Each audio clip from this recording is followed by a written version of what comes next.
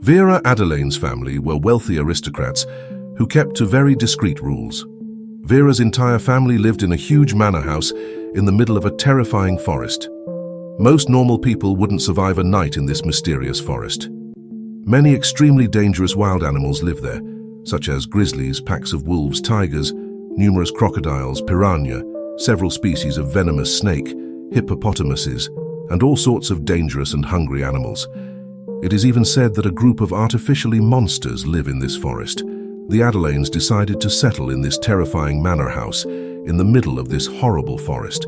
That's because the Adalains are the most prestigious family of killers in the world, refining their art through the ages and offering their services to the highest bidder. They are so influential in the death market that we know for sure that several Adalains were founding members of the famous Renegades mercenary faction. Vera grew up in this rather special family who weren't afraid to talk about death like you and me talking about food. Vera had a tough childhood, with numerous professionals assassins training her body, mind, and abilities on a daily basis to create a perfect killing machine. Luckily for Mirage, his mother gave him all the tenderness and emotional support every child needs between training sessions.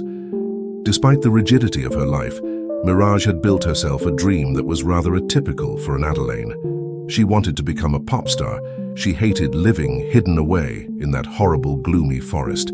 She wanted the whole world to see and appreciate her for what she was, not for her skills as a killer, but for her skills as a performer. She wanted to bring joy and sweetness wherever people laid eyes on her. But Vera was no fool. She knew full well that she had to respect tradition and that she couldn't disappoint her family. Her father was one of the legends of the family, a legendary sniper known for his legendary calm and sinister patience. Most of his victims never even had the chance to hear the sound of his prestigious, silenced rifle before going straight to the world of the dead. Vera's father had great expectations of his daughter. He saw enormous potential in Vera. He hoped with all his heart that Vera would become one of the greatest assassins in his family's history.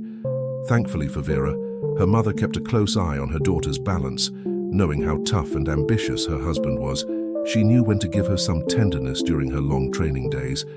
Vera grew up to become by far the most promising talent in her family. But a tragedy struck that would change her life forever. Her mother died of heart attack. All the Adelains were shocked by the news. Mirage's mother was loved by everyone. She gave advice and good humor to anyone who needed it. She wasn't the strongest of them, but she always had the right word to motivate the troops. The worst thing for those around her is that she died in her prime of life. She blossomed like a flower, gone far too soon. Vera's father was never the same. Vera's training had to get harder and harder. More and more, he forced Vera to adopt a style similar to his own, without taking his daughter's personality into consideration. Vera hated waiting for hours for the right angle of fire in total discretion. Vera had a much more aggressive style, preferring to rely on instinct and plan unorthodox ambushes in order to always surprise her enemy, a style her father considered far too dangerous and ineffective. The death of his wife had condemned Vera's father to a terrible fate. All he had left was his daughter, to remember the woman who had loved him so much. He drove Vera to exhaustion, pushing her to her limits every day, not allowing his daughter to make a single mistake.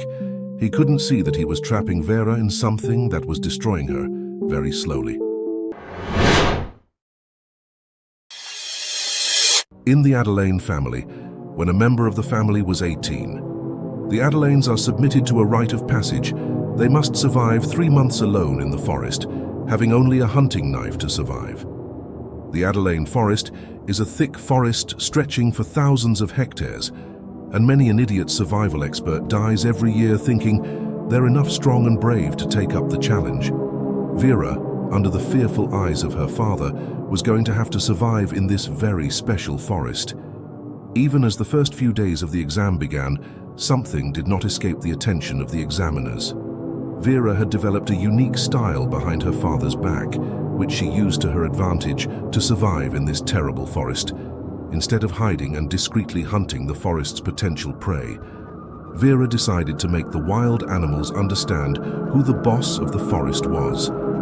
In the space of a week, She had made the other animals understand that it was better to flee rather than try to attack her. This rite of passage had a very low survival rate for the Adalains.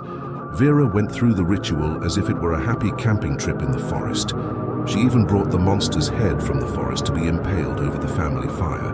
When her father saw Vera with the monster's head, he realized his mistake, that the death of his wife had made him forget who his daughter really was. As soon as his daughter had finished her exam, they didn't need to speak to understand each other.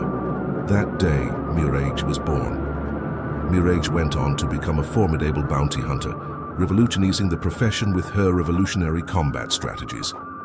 Renegades didn't hesitate to pay for her services countless times over for any mission where they needed the best. She even managed to become the first female member of the legendary Adalains, paying a vibrant tribute to her mother, who left too soon.